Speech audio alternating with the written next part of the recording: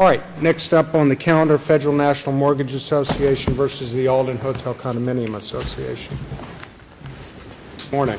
Good morning, Your Honors. Brandon Thompson, Levine Kellogg here on behalf of Federal National Mortgage Association. I'd like to reserve 2 minutes for rebuttal, please. Very good. May it please the Court. The issue in this appeal is whether Fannie Mae is entitled to safe harbor under Alden's declaration or Section 718.116 of the Florida statutes. At the trial for this case, the only issue before the judge that is relevant to this appeal is whether Fannie Mae prove it owned the loan at issue. And by the loan, I mean the actual indebtedness secured by the mortgage and evidenced by the note. In this case, no party other than Fannie Mae ever claimed that it owned the loan. No non-party ever intervened to stake a claim to ownership of the loan.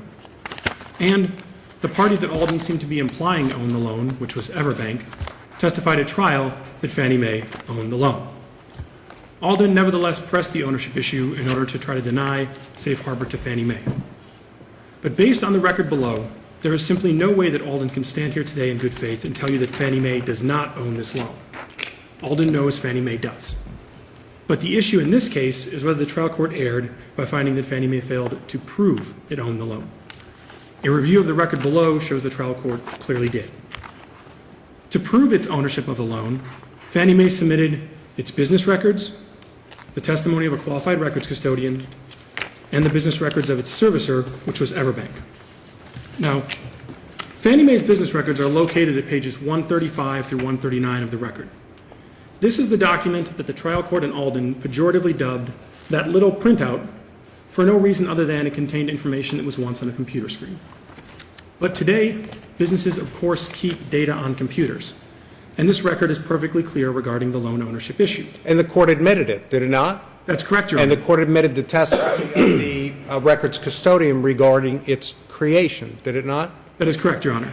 And you're not suggesting that a court is powerless to make credibility determinations regarding the believability, veracity, accuracy, or completeness of those business records once they're introduced, are you? Absolutely not, Your Honor. So you're simply suggesting there was no competent substantial evidence to overcome the content of that record? Well, yes, it's two things. The first is that if the trial court made an error regarding the effect it gave to the business records and the testimony because it disregarded them for legally insufficient reasons. For example, including the other complaint, the other foreclosure, wherever home claimed that it was the owner? Well, not only that, Your Honor, but the determination the trial court made about the business records and the records custodian testimony themselves. For example, the trial court seemed to be taking issue with the fact that the business records contained information from a predecessor. But as the WAMCO case states, business records may contain information from predecessors. Did it include information from predecessors? Yes, it did, Your Honor. Does that go to the extent to which the fact finder can make credibility determinations as to the accuracy, reliability, veracity, or completeness of the contents of that record? Under WAMCO, it should not, because after WAMCO decided that a business record can, of course, contain information from a predecessor, it found that that record alone, regardless of how the trial court viewed it, and the trial court had disregarded the information from the predecessor in it, those records by themselves constituted competent, substantial evidence. Yes. Is there a difference between an investor in a mortgage loan and the owner of a mortgage loan? Not based on the testimony before the court.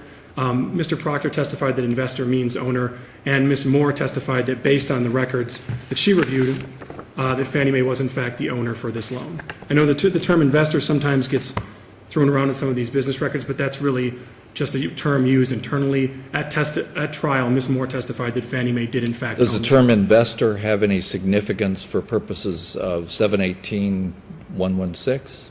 Not based on the testimony in the record, because again, Ms. Moore testified unambiguously that Fannie Mae owned this loan, and there was no testimony offered by Alden to make a claim or any arguments by the trial judge. Doesn't the statute, though, refer to the mortgagee? Yes, it does, Your Honor. And its successors? Yes, it does, Your Honor. But under the safe harbor statute, Fannie Mae's position is that as you said, investor, but also the owner of the actual indebtedness, which is demonstrated by the business records that they own the indebtedness 100%, that as the owner of that indebtedness, they are the first mortgagee. Because as I'm sure the panel is aware, a mortgage is but an incident to the debt and travels with that debt without assignment. And so I can't tell you whether you can actually own a mortgage. It's unclear whether you can because a mortgage is merely an incident to a debt. But if anyone can own a mortgage, it must be the owner of the debt itself because the mortgage merely travels with that debt. Well, weren't both the mortgage and the note assigned to Everhome? No, Your Honor. Yes, Your Honor. The assignment of mortgage does state that the note and mortgage were being assigned to Everhome, and that's correct. So even though it's called an assignment of mortgage, it assigned both the mortgage and the debt to Everhome. Well, no, the note is really just an instrument used to enforce the debt, not actually own the debt. And here... I'm sorry. Say that again? Say that one again. Sorry. Wow, you lost me there. Under the UCC, the person entitled to enforce a note is just the person holding it when it's endorsed in blank.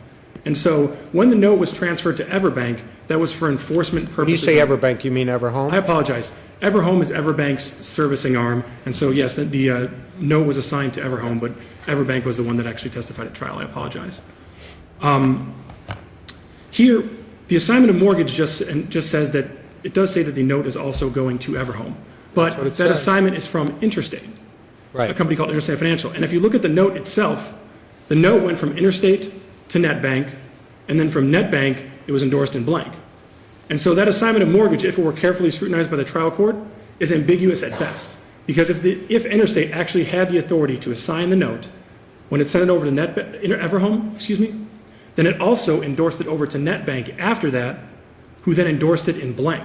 But the problem the trial court had with all of this was that in the original foreclosure, Everhome represented that it was the owner and holder of the note. Isn't that where the problem arose? That is where the problem arose for the trial court, but if that was what the trial court relied on in coming to its conclusion, then that was error because the complaint from the underlying case and the final judgment from the underlying case are not evidence. They are just filings from that case. And so if the trial court looked at those as evidence of ownership of the loan, then that was an error of law. Well, how about the affidavit in support of the motion for final summary judgment in that other case? That is evidence, and you've acknowledged that, yes? That is absolutely, you're absolutely correct, Your Honor. That is Consistent evidence. with the complaint, Everhome claims to be the holder and owner of the note and the mortgage, does it not? That is correct, Your Honor. That's what you've deemed in your brief, described in your brief as the mistaken Proctor affidavit, right? That's correct, Your Honor. The trial court would not agree with your denomination of that as a mistaken affidavit, but rather relied upon it as evidence, contrary to the documents introduced under 8036, right? Based on the trial court transcript, I do not believe so, because the trial court had a universal problem with Mr. Proctor's testimony. It said that he did not find him credible because he had previously sworn a different person owned the note. Based on the review of that record, the trial court just didn't believe a word Mr. Proctor said or testified to, regardless of when he said it. And so it wouldn't Well, make... except, you mean following the affidavit? Or even in... You said regardless of when he said it, Well- but that's not entirely true. I apologize. I mean when I said it, wrote it, or signed it, Your Honor, because the trial court said in the limited finding it made that it did not find Mr. Proctor credible. And so had the trial court said, in order to believe that the trial court found Mr. Proctor's affidavit credible, you'd have to insert words in the transcript and have the trial court say, Mr. Proctor was not credible at trial, but I do find that his affidavit was credible. Well, that's clearly what the court was finding. The conclusion's inescapable whether the court said it or not. You would agree that the court's ultimate findings are consistent with a determination of credibility in the affidavit. I honestly don't know, Your Honor. Based on the trial court transcript, I cannot tell you. What about the court's final determination is inconsistent with the assertions made by Proctor in the affidavit? Well, if I agree with you that the substantive determination the trial court finally made is consistent with that affidavit, absolutely. Okay. But And the judgment comes with a presumption of correctness, and we have to view the evidence in the light most favorable to upholding the judgment, do we not? yes, you do, Your Honor. So if we view the evidence in the light most favorable to upholding the judgment, we could view the evidence in such a way that the fact finder determined that what Proctor said in his previous affidavit was the credible testimony, and what Proctor offered at trial was deemed to be not credible. True? It is possible. All right. It is possible, but I don't think it would be correct here because the trial court shredded Mr. Proctor, not only for what he had said in the prior case, but for also having no personal knowledge of anything underlying the ownership issue. And so for the trial court to have believed anything Mr. Proctor testified to in a prior proceeding or submitted in a prior proceeding or said here would be inconsistent with the trial court's finding that Mr. Proctor had no knowledge of anything. Okay. So if I understand you correctly, it's your position that the claims made in the complaint, the averments made in the complaint in the prior case, are neither competent nor substantial evidence that can be relied upon by the court? Is that right? Yes, that's correct, Your Honor. And That's although inadmissible. yes, because it was just a complaint from a prior case, it was not testimony in the prior case, it was not verified in the prior case, and it certainly was not verified or testified to here. And against that was the information from Fannie Mae's business records, the qualified testimony of the records custodian, and the records from Everbank. If you want to save your 2 minutes for rebuttal, I'll let you do that now. Thank you, All Your right? Honor.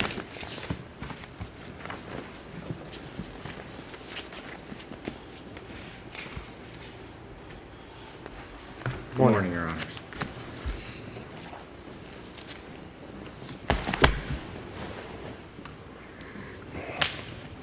May it please the Court, Michael Mayer, along with my co-counsel Maury Payton, on behalf of the appellee, the Alden Condominium Association.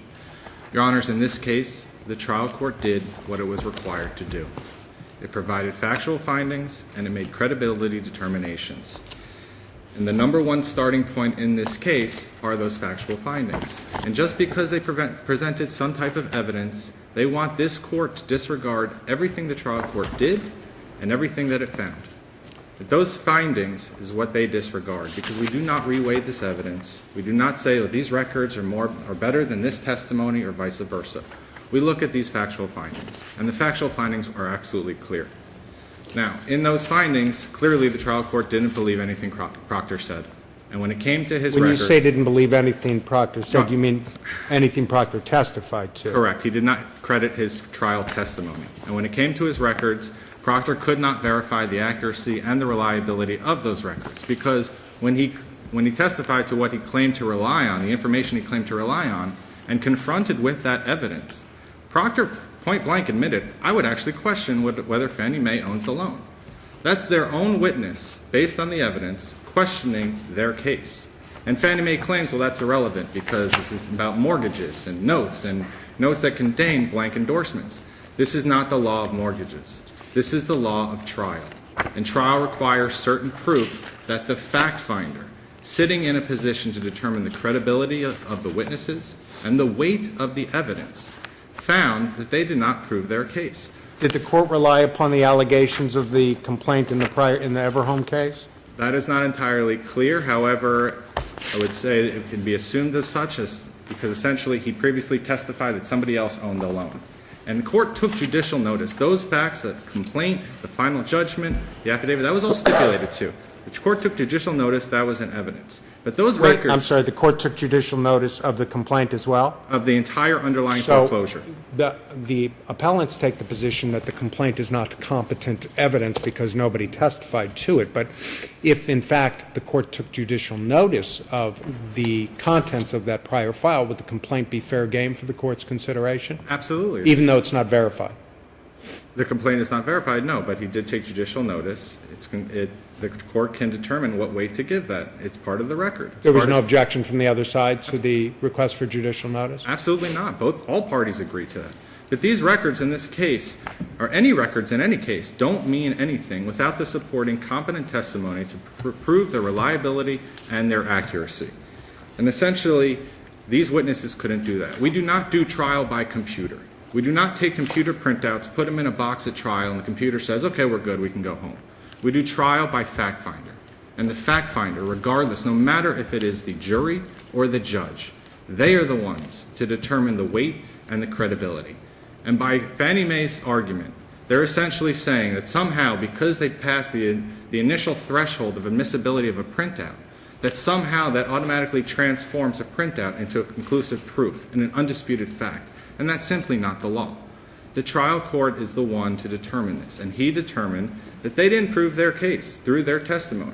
And Ms. Moore's testimony was not much better informed, as the trial court stated, because she had no idea about anything in this case. And she can testify to her acquisition system and her internal database, and she can fly to Virginia all she wants. But the fact is she had no idea how NetBank kept their records, and that is the crucial distinction in WAMCO.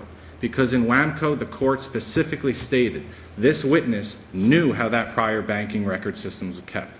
And in fact, they quoted saying that it was bank acceptable accounting systems. Here, we don't have that. Ms. Moore had no idea about the loan, had no idea about ownership, had no idea about any agreement or contract that would give Fannie Mae ownership over this note.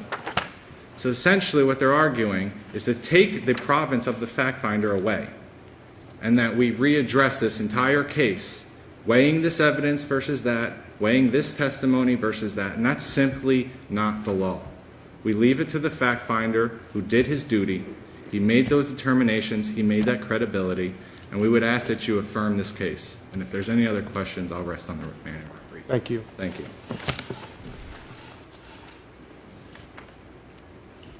Mr. Thompson, you have 2 minutes. Thank you. I would just like to start by clarifying one thing regarding the judicial notice. The stipulation below was a bit unclear, but it was obviously a stipulation just that the documents from the lower case could be included in the record in this case. Fannie Mae would never have stipulated to the truth of the assertions in those documents, or it would have stipulated to losing the entire case. Regarding Why? excuse me? Why? Because they would have stipulated to the truth of the facts in the complaint, which say that Fannie Mae did not own the loan. And didn't the affidavit by Mr. Proctor in support of the motion for final summary judgment in that case affirm those very allegations? Yes, but that was actually, in the underlying case, that was actually evidence, whereas the complaint was not. But my point is, you said that if you had agreed to the truth of the matters asserted in the motion, in the judicial notice motion, or to the facts of the matter asserted in the previous case, you would have lost your case. Yes. Well, so it seems to me that you've basically just conceded that if the court made a determination as to the truth and veracity of the statements contained in the affidavit of Mr. Proctor in the underlying case, then we're done. No, because here, we're done here. all we've done, all that the court was doing, or all that the parties meant to do, was to get those statements in front of the court, to get those statements in front of the court. Not that they were actually stipulating to the truth of anything in the underlying case. Understood. And regarding Ms. Moore's testimony, Alden is asking for this court to apply an unheard of standard to records custodians. Ms. Moore had extensive knowledge about not only how the data was entered into Fannie Mae's system, but the two-tiered process Fannie Mae did to then verify that data. If that isn't good enough to get information from a predecessor's business records in, then no predecessor's information can ever be included in a business record again, which WAMCO doesn't support, and which the case they cite, Glarum, also doesn't support. What if those records show that Fannie Mae was an investor that had advanced money, perhaps loaned money, but was not a mortgagee that actually extended credit at the inception of the loan? Would that change Fannie Mae's eligibility for the statute? Well, no, 718? because the statute says that the first mortgagee is provided safe harbor. The statute does not say that the originating lender is provided safe harbor. And so Fannie Mae's position is that... Well, but that's my question to you. If Fannie Mae is an investor rather than a mortgagee, if it has advanced a sum of money to facilitate the loan, it's not eligible for the statute, is it? Well, it could either be Fannie Mae's position is still that it would be a first mortgagee because it's buying the debt that the mortgage follows. Why would it wait until the assignment of bid? It actually allowed the whole process to go all the way through, the bidding to be conducted, and then at that moment it comes in. Doesn't that look more like a secured lender who's popping in to realize its benefits right at the sale? Well, the reason, Fannie Mae acquires houses as it does for business reasons that are not within the record here. And whether or not the way that looks shouldn't matter, because the fact that Fannie Mae actually owned the indebtedness... All that matters for this purpose is the statute, and that's what I'm asking you to look at. Mortgagee, successors, and assign. That's correct. Well, even if Fannie Mae were not deemed the first mortgagee, it could be deemed the assignee to the first mortgagee because it was actually assigned By the assignment of a bid. Not an assignment, an earlier assignment, but assignment of a bid. But by the actual purchase of the debt itself and by its document custodian taking possession of the note and mortgage, it could be deemed either a successor because it could purchase the entire loan or the assignee of that loan. Very good. Thank you very much. Thank you. Thank you all.